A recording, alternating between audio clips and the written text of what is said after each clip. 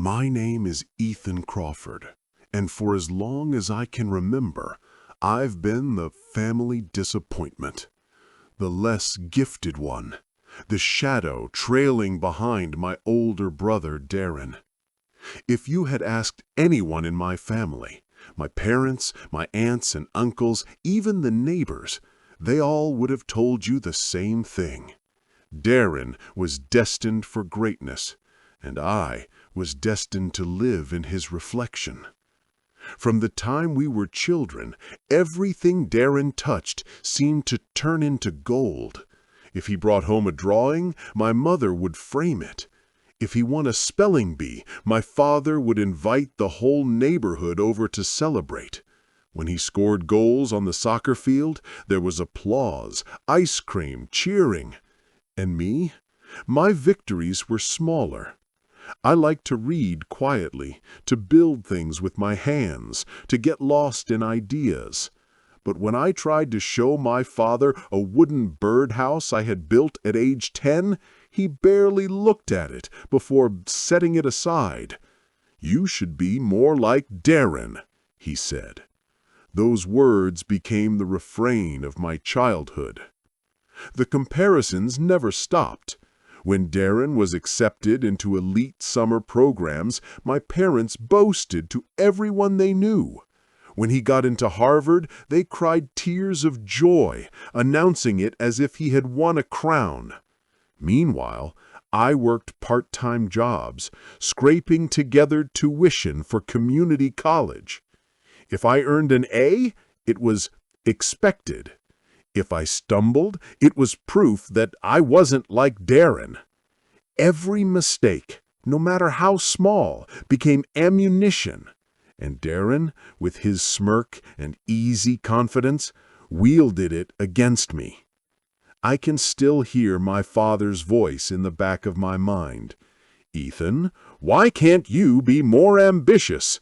Look at your brother. He'll be running this family one day. What will you be doing?" He didn't wait for me to answer. He already believed he knew. There was one exception to all of this, one person who saw me for more than my failures. My grandfather, Eldon Crawford. He had the kind of quiet strength that drew people in, a man who spoke little but listened deeply. When I sat with him, I didn't feel invisible. He would ask me what I was reading, what I was building, what I dreamed of.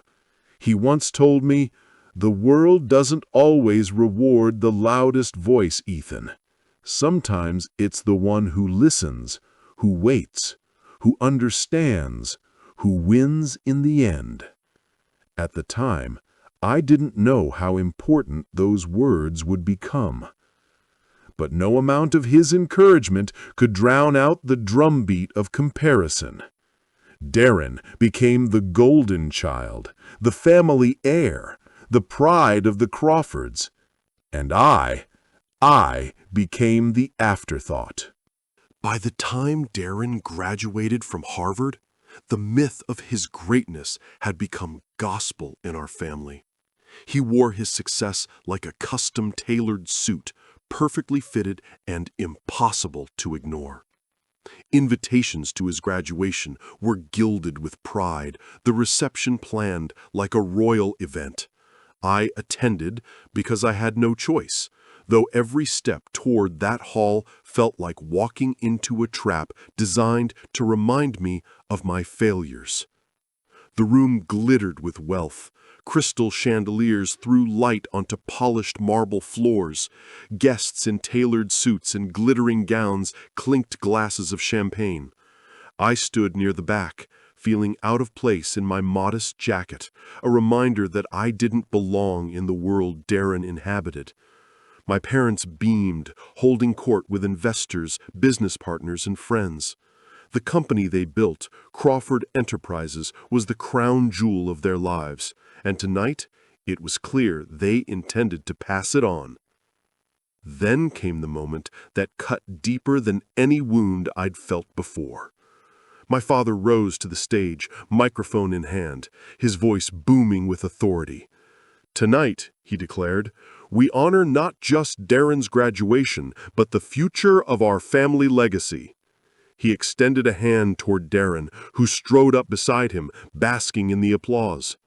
We are proud to announce that Darren will inherit the Crawford fortune, $75 million, the mansion, and full ownership of Crawford Enterprises.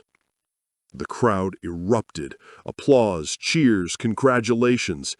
Darren raised a glass, smirking in my direction, his eyes gleaming with triumph.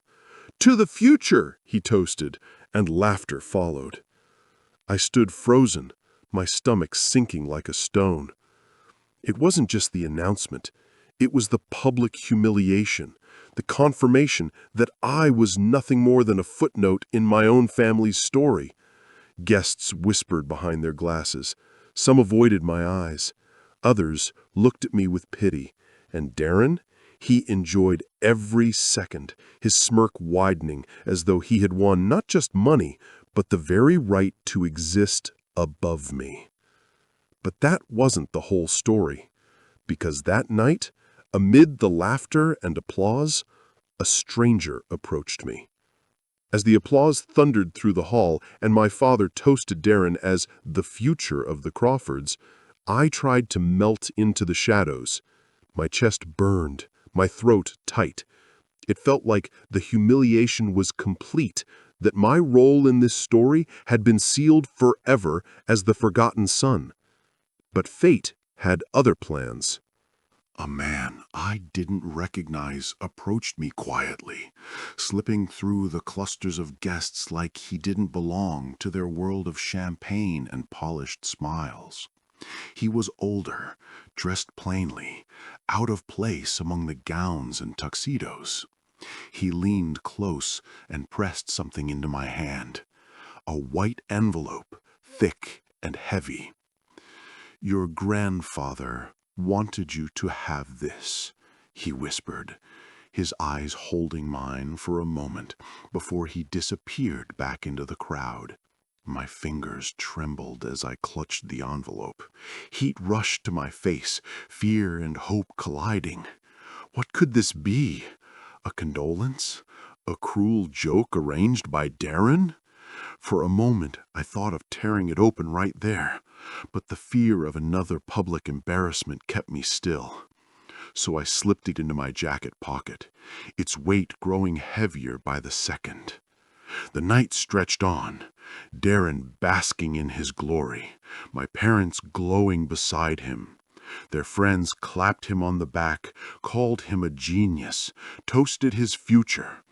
I stood in silence, the envelope searing against my chest. When I finally slipped away and found an empty corner, I tore it open. Inside were documents, legal, stamped, binding, deeds, bank transfers, letters from lawyers. And on top, a note in my grandfather Eldon's careful handwriting. "Ethan, the company and the estate are yours. I have seen Darren's pride, your father's blindness, and your mother's silence. You are the one who understands value, not just of money, but of people. Carry this well. The future is yours." My breath caught. My grandfather hadn't chosen Darren. He had chosen me. The roar of laughter from the hall snapped me back.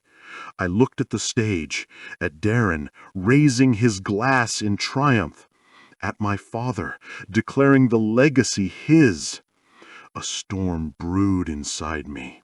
For years I had stayed silent, endured their comparisons, their cruelty, their dismissal.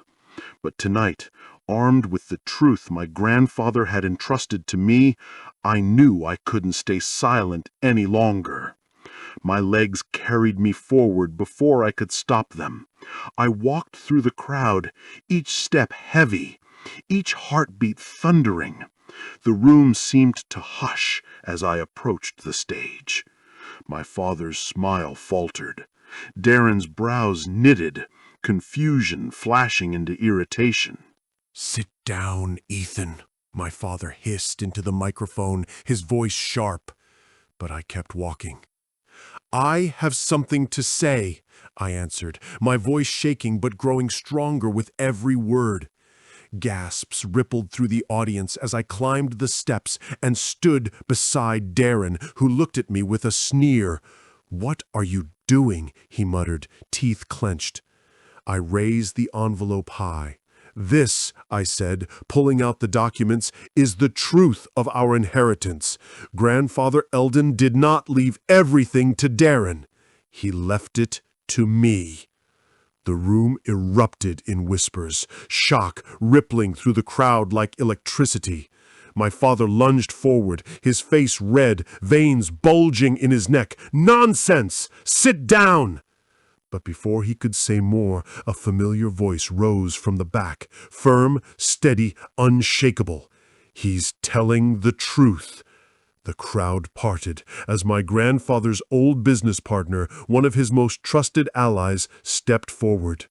He looked at me with pride, then addressed the crowd.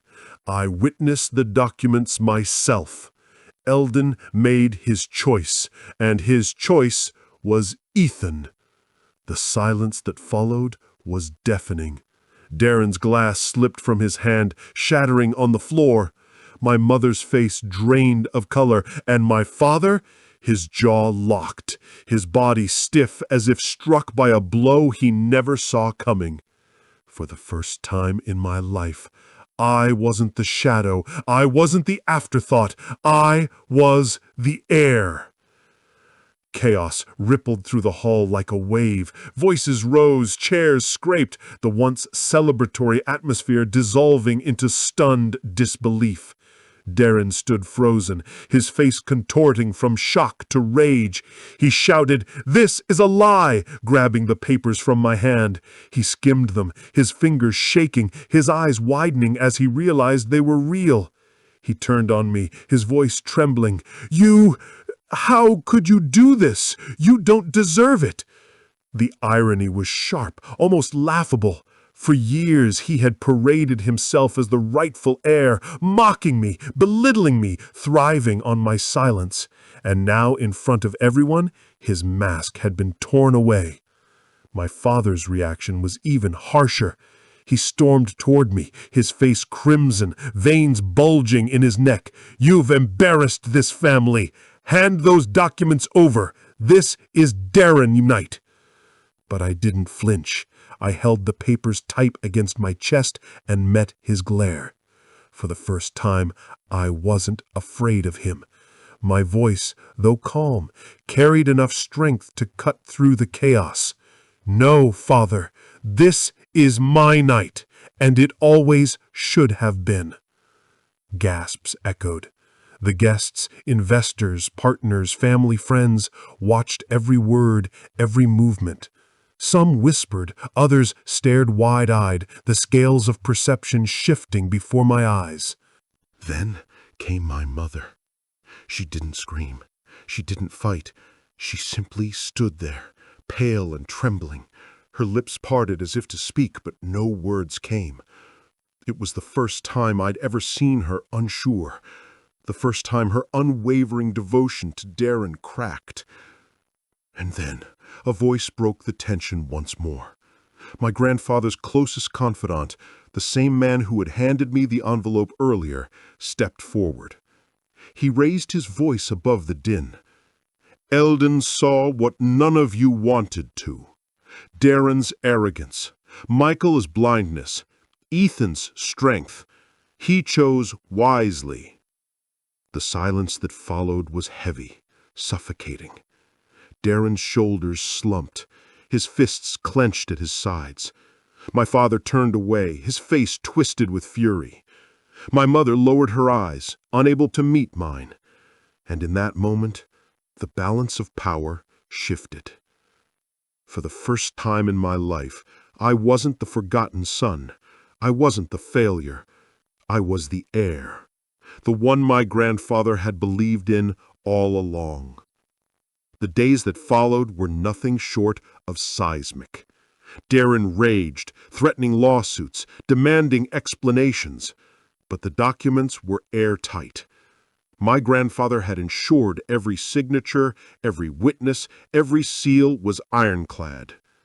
Darren's tantrums only made him look smaller, a spoiled child stripped of his toys. My father withdrew into silence, his pride shattered.